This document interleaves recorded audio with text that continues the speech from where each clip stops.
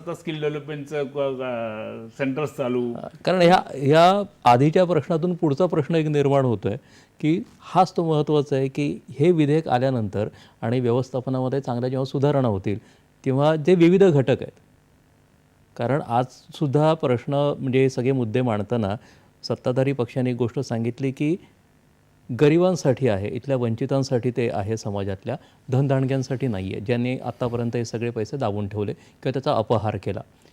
तर समाजातल्या कुठल्या कुठल्या घटकांना याचा फायदा होईल आणि कसा होईल? अगदी फर्स्ट ऑफ ऑल आजचं जे डिस्कशन पार्लमेंटमध्ये होतं की त्याच्यामध्ये त्यांनी पहिलं सांगितलं की समजा मी वक्फ करणार आहे जमीन, मी किंवा वक्फ करायचं आहे, तर तुम्ही त्याचे ओनर आहात हे तुम्हाला दाखवायला लागेल.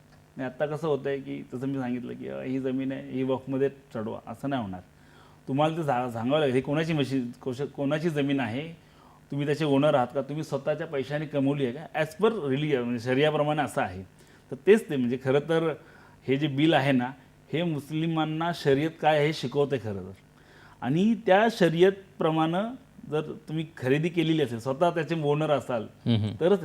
आत्ता काही वेळेला कसं होतं आहे की म्हणजे त्याचं महिलांचं खूप नुकसान होतं आहे. समजा ही जमीन वडिलोपार्जित आहे किंवा त्याच्यामध्ये महिलेचाही सहभाग आहे, म्हणजे महिलेचा वाटा आहे त्याच्यामध्ये, त्या जमिनीमध्ये, तर तिला विचारलंच जात नाही.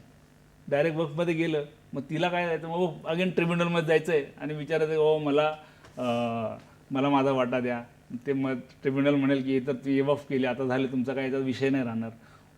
असं सगळं याच्यात पहिलं तर महिला याच्यामध्ये खूप समृद्ध होऊ शकतात. म्हणजे या विषयामध्ये महिलांवर जो हा अत्याचार होतो आहे की त्यांचा प्रॉपर्टीचा हक्क जो आहे, जो पुरुषप्रधान संस्कृतीमध्ये म्हणा किंवा या करप्शनमुळे म्हणा ते जो जाणार आहे त्याच्यामुळे वाचेल. दुसरी गोष्ट, जेव्हा महिला कुठेही असते, महिला या बोर्डात पण असणार आहे, महिला मुत्तवल्ली पण असू शकते, आणि त्याच्यामुळे महिलांचा स्तर जो आहे, राहणीमानाचा स्तर आहे, त्यांचं शिक्षण, त्यांच्या आयुष्यात बदल घडू शकतो हे. आणि जिथे आई येते, आई चांगलंच काम करते असं मतच आम्ही आहे. आणि त्यामुळे इथे पुरुष महिला समानता हा एक त्यामध्ये विषय येऊ शकतो पुढे जाऊन. त्यांनी महिलाही लीड करतील काही मशिदींना, काही दर्ग्यांना, त्या सांगतील की याच्यामध्ये आमचं. आता तुम्ही पाहिला तर सगळ्या थ्रूआउट मशिदींमध्ये सगळे पुरुषांचाच गवगवा आहे.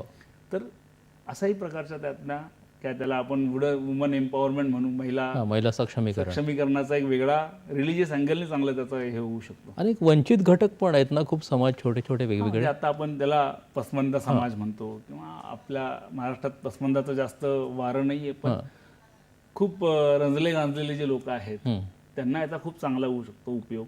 किंवा त्यांनी तिथे शाळा उघडल्या त्या एरियामध्ये, मुस्लिम समाज शिक्षित व्हायला या सगळ्या गोष्टीचा मधून. इवन मला आठवतं की पहिल्या टर्ममध्ये फडणवीसांच्या एक प्रपोजल आलं होतं, म्हणजे आम्ही जवळून पाहिले म्हणून सांगतो की ती जी शहापूरची 750 एकर जी जमीन आहे, तिथे त्यांनी असं प्रपोजल आणलं होतं की याला प्लॉटिंग करा MIDC सारखं, आणि मुस्लिमांनाच त्याच्यामध्ये तुम्ही म्हणजे MIDCच करा, मायनॉरिटी इंडस्ट्रियल डेव्हलपमेंट कॉर्पोरेशन तयार करा, आणि याच्यामध्ये अशा प्रकारचं प्लॉट करा आणि ते मुसलमानाच वापरून द्या. मुसलमान त्याच्यामध्ये बिझनेस करतील, काय इंडस्ट्री उघडतील. अशा प्रकारचं एक चांगलं प्रपोजल आणलं होतं, पण काय झालं नसेल काही कारणामुळे.